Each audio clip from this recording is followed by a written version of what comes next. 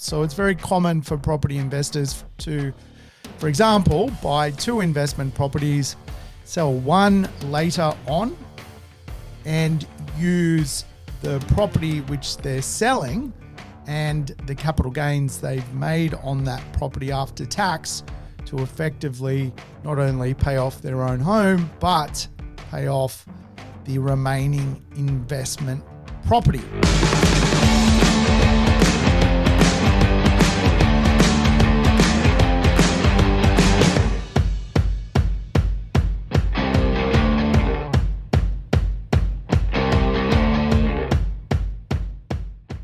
Welcome to the Urban Property Investor. I'm your host, Sam Saggers, here to help you crack the code of real estate wealth. Today's show, code cracking cash flow.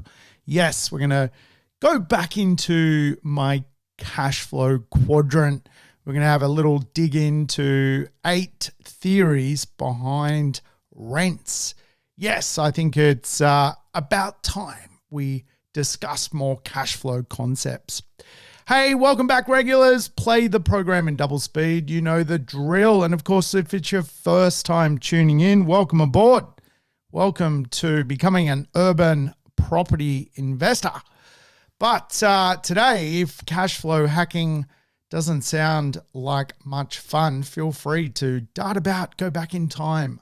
There are some great episodes on how to buy real estate, hold real estate, add value to real estate. So feel free to check past shows out. But I tell you what, I don't know where you live, but I live in Sydney and it's been rather wet of late. So I feel rather waterlogged. But for a lot of property investors, they end up also waterlogged because they don't end up buying the right piece of real estate to get them to the other side, to their destination. Now, real estate investors need a destination map, a map of what their plan actually is. Too many people buy real estate with no real thought around what is on the other side of what they're trying to achieve.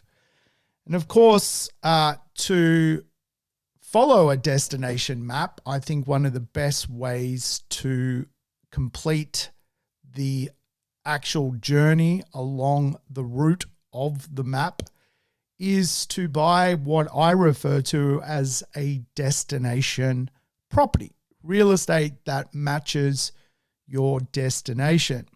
And a big part of people's destination is, of course, going through debt reduction to eventually living off income from real estate. There are a couple of ways, obviously, to follow that route on the map. There is the ability to buy real estate, add value to it, and of course, eventually sell that real estate and pay down some debt. But equally, the properties that you are left with need to be able to then pay for your lifestyle. So it's very common for property investors to, for example, buy 2 investment properties, sell one later on, and use the property which they're selling and the capital gains they've made on that property after tax to effectively not only pay off their own home, but pay off the remaining investment property. So that remaining investment property needs to produce income. And the reason it needs to produce income is you'll want to hold it later in your life journey. So a destination map needs a destination property, a property that basically mirrors up to your destination. And of course, in your later years, you'll want to draw your income from the real estate. So for the last 30 years of my life, I've studied cash flow, how to make money out of real estate. And a long time ago, there was the idea of buying in mining towns, rural towns, more quite isolated communities which had really no new production of new real estate, and real estate which was very, very inexpensive and in essence kind of falling down and past its life cycle.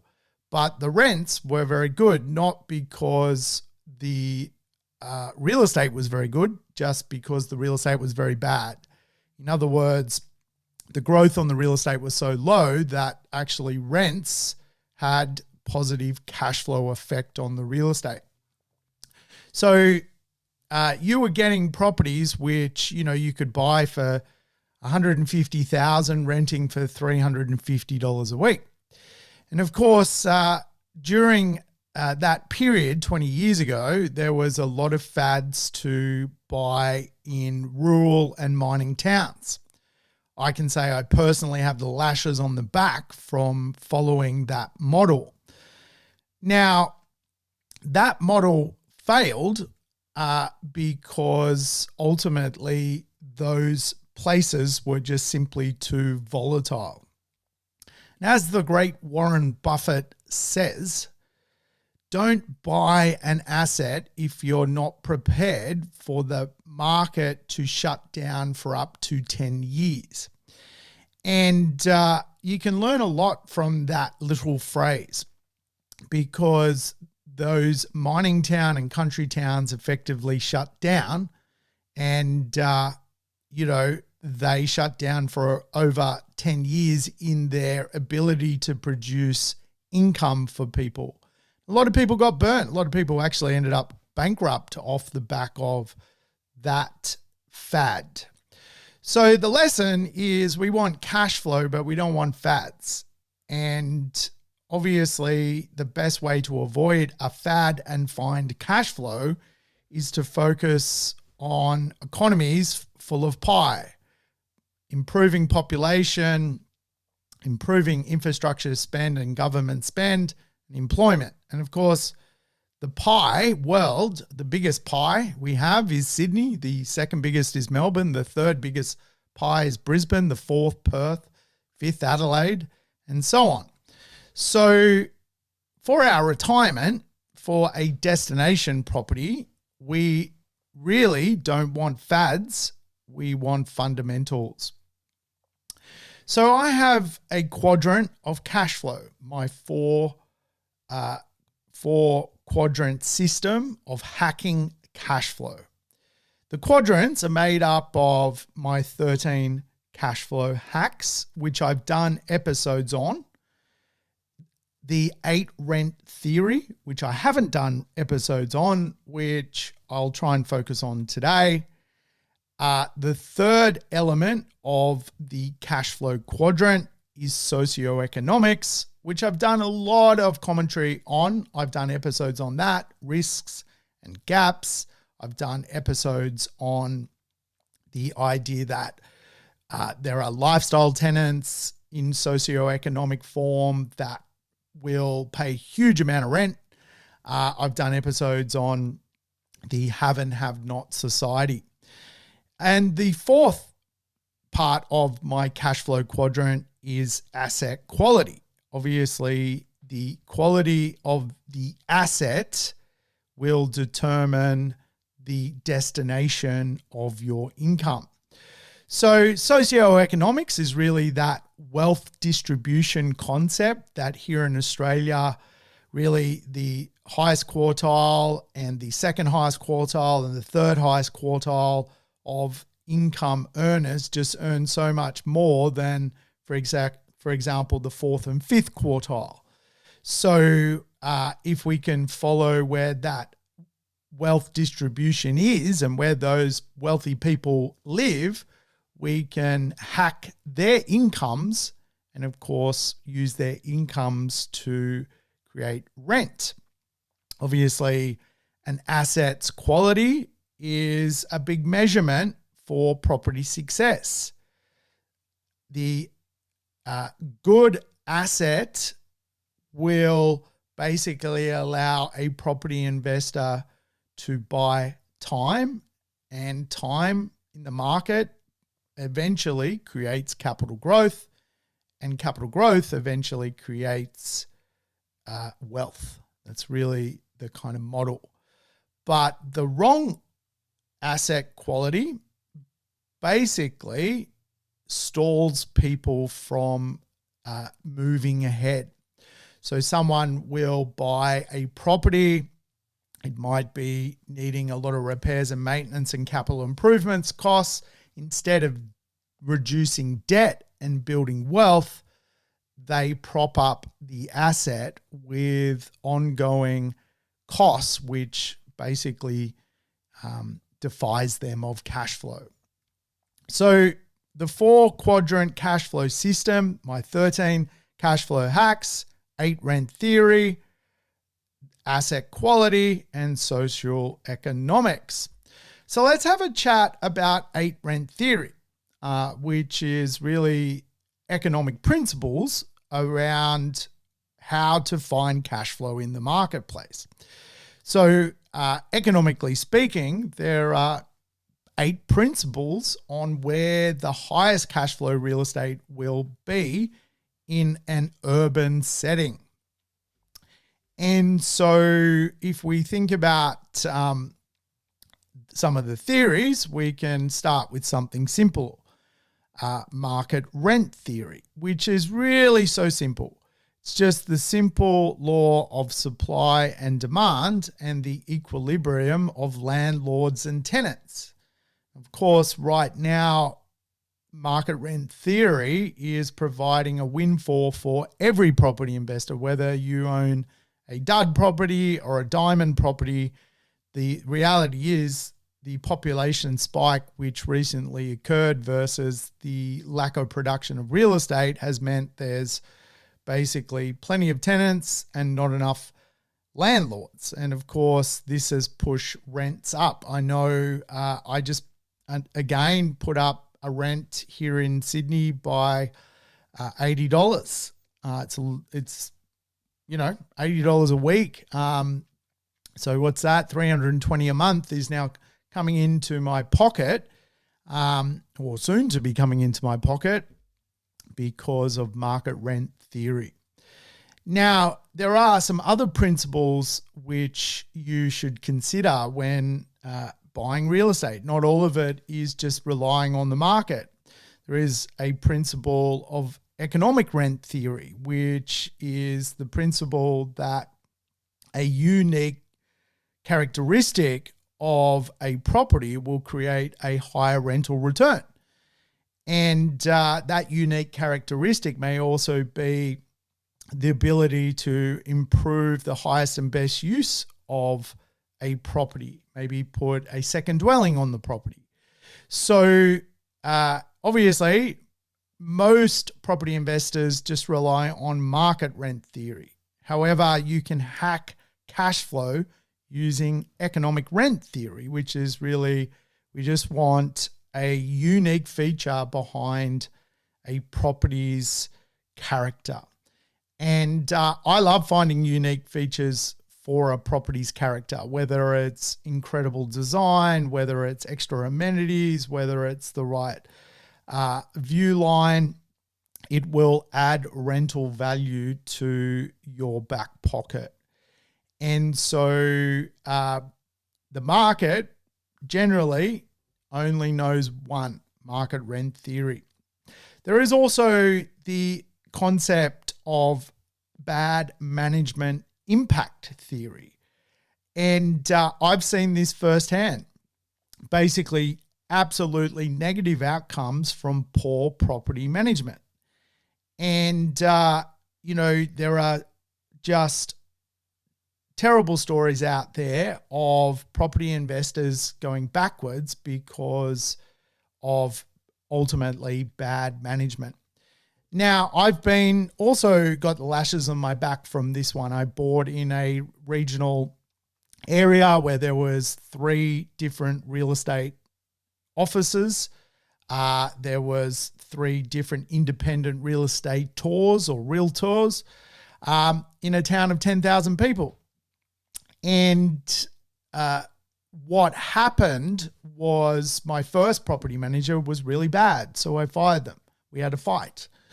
So I wasn't sort of going back to them. My second property manager was even worse. So I fired them. And I realized I was starting to run out of friends in this small regional community. My third property manager turned out to be even worse and lied to me. They kept my property vacant for around 5 months, telling me there was problems with the property, problems with the real estate market. And I got a call after hours from one of the employees of that real estate firm who basically came clean to me over the phone because she was obviously being put in a vulnerable position, that real estate company was going through some economic challenges and that they just didn't have the team, they didn't have the personnel, they didn't have the systems, they weren't paying for the marketing they said they were. And ultimately, that poor, bad management cost me a lot of cash flow to the point where I lost complete trust in them and that township and soon left that piece of real estate. So bad management impact theory is a real thing. And I know this firsthand because I'm very much big part of my journey is to help people hold real estate. I love coaching people to buy well, never sell, and buy a destination property. And what happens is if you don't manage your property well, you can fall behind where rents should be. Bad management impact theory can also pertain to the landlord. Landlords can become slumlords, and slumlords can provide pretty ordinary housing to the rental marketplace. And again, it's just a way to not maximize your destination. Now, there are also ways to monopolize rent, and rent can be driven higher due to a monopolistic control of property.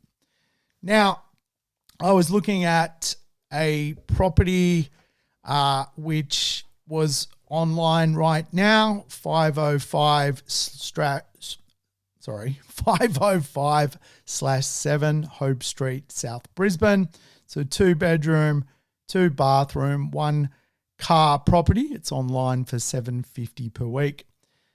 I then had a look at 2505 66 Hope Street, South Brisbane. It's a 2-bedroom, 2-bathroom, 1-car property. One's renting for $1,200 a week and one's renting for $750 a week. 2 units, both 2-bedroom, 2-bathroom, 1-car on the same street, yet the rent is $450 apart. Now, why would this be the case? Well, when you look at the 2 properties, you can instantly see one's a little bit more modern, has way more economic rent theory to it. It's got a lot of unique features and characteristics. But equally, I know that building, 66 Hope Street, is well managed in a monopolistic way to the point where the manager makes it so desirable for the market to want to live in the building that they can monopolize the rent and push the rent further up. Whereas at 7 Hope Street, there is no uniform management system. And what happens is the landlords fight with each other too much and push rents down. They create a downward process on rents, whereas the other building follows a monopolistic approach. Rents have got to go up.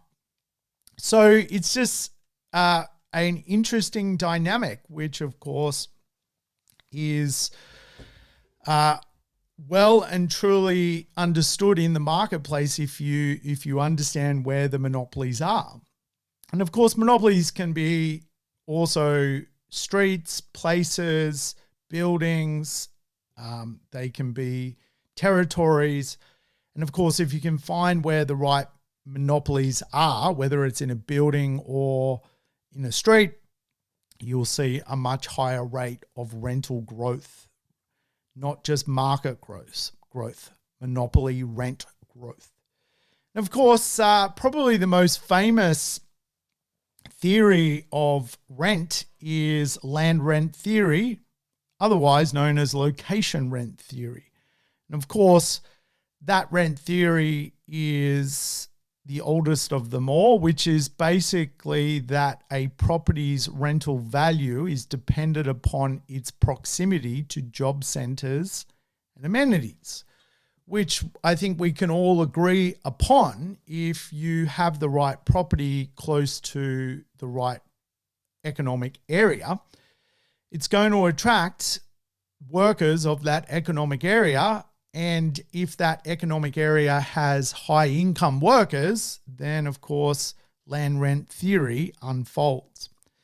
And so for property investors, it's always a very good principle to follow the oldest and best rent theory of them all, land rent theory or location rent theory.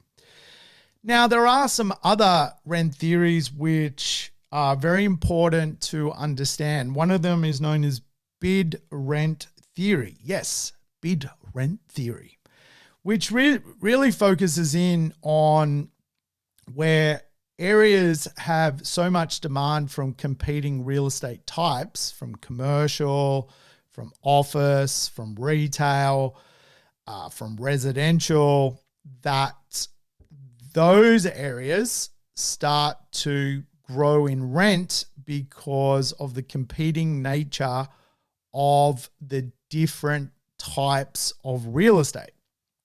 And that there will eventually be a shortage of residential if office or retail or commercial is the premier rental concept.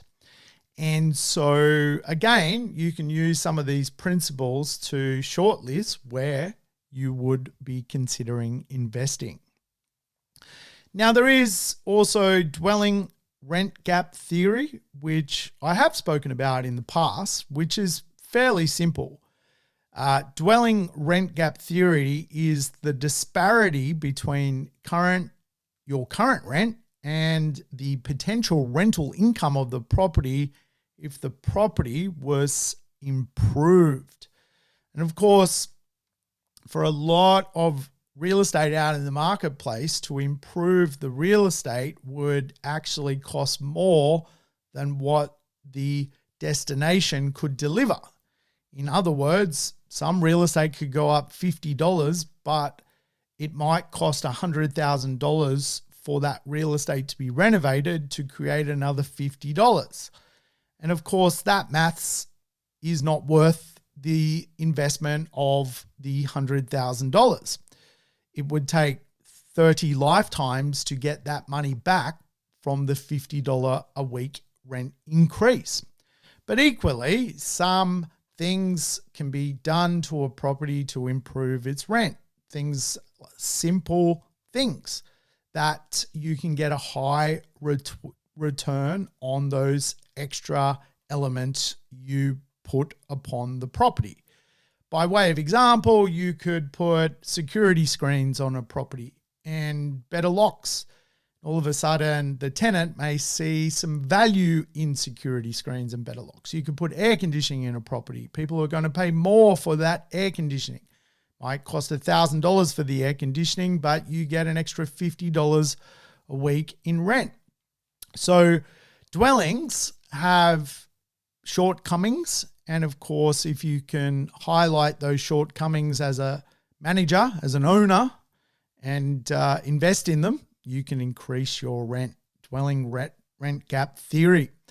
And the final theory of rent is, of course, the tenant rent gap theory, which is really interesting in this current climate. Basically, it is the gap in a person's rent paid against the market average rent paid by percentage of income. So it's very common here for people to pay 30% of their income on rent. And of course, if, there is a tipping point where people just simply can't pay more rent. But equally, there are suburbs and streets and locations where rents are good today, but the demographic of people living there are only paying 20% of their income on rent.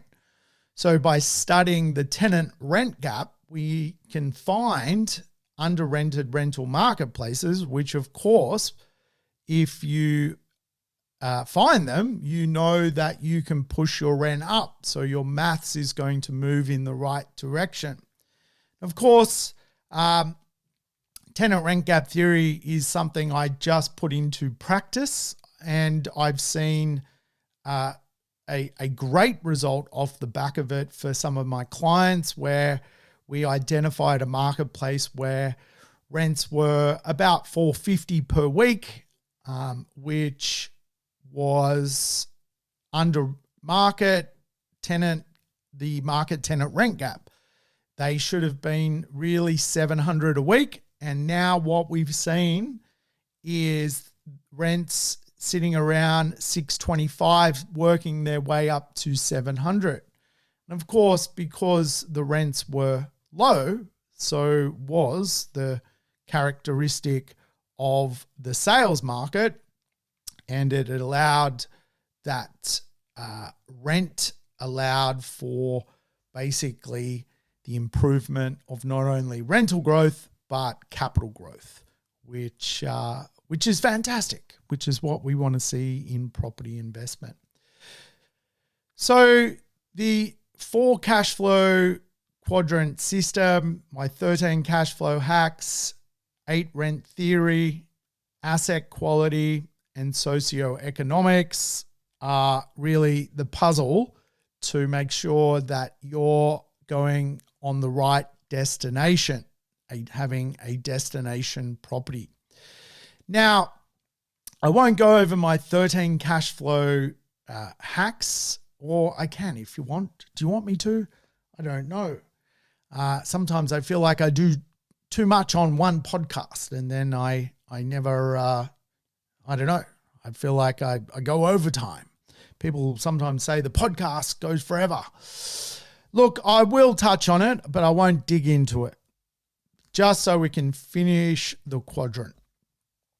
So my 13 cash flow hacks occur in places of urbanity, places of urban areas. And the first one is really what is known as the Manhattan effect.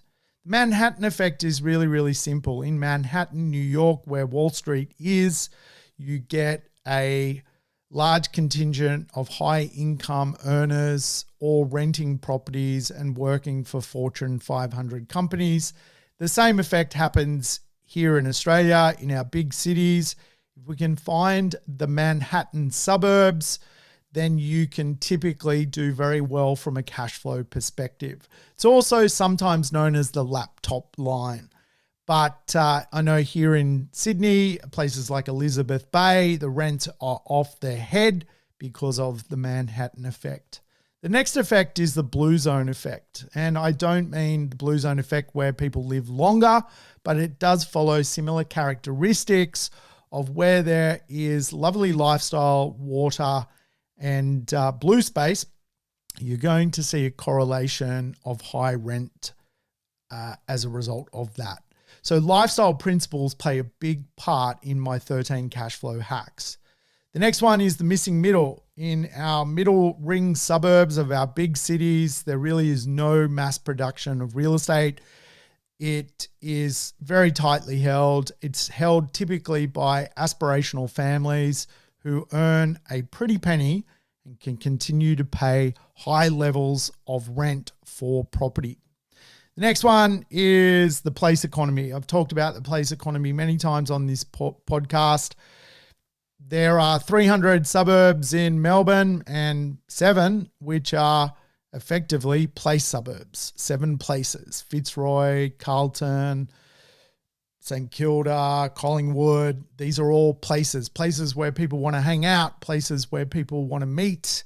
And of course, because places carry with them a cool vibe of 24-hour action, people who live in those areas pay a pretty penny in rent. And of course, they can drive urban cash flow.